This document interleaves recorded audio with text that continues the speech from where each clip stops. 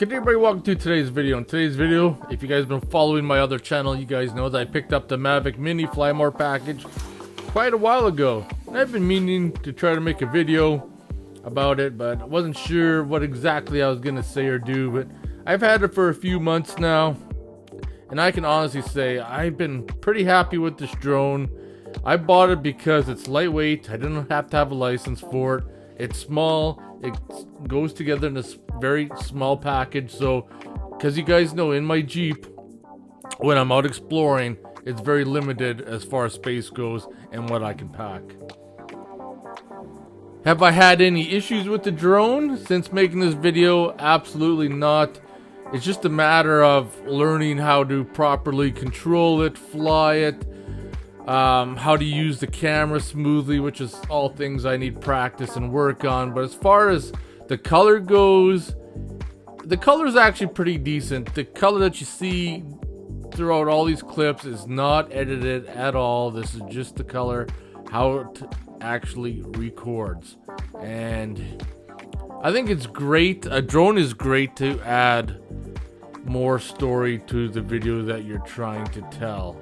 It gives a different perspective, especially high up shots looking down below that you wouldn't normally be able to create. So I think buying the Mavic Mini has been a great investment. I think in the next year, maybe two, I might buy a larger drone, because there are limitations I found with the Mavic Mini, and one of them is definitely wind. If you got a pretty good gust of wind, the Mavic Mini is just gonna get blown around. Where if you have a full-size drone, you're not gonna have that issue.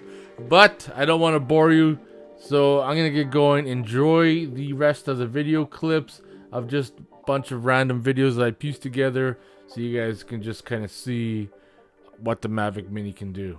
I'll see you guys in the next video.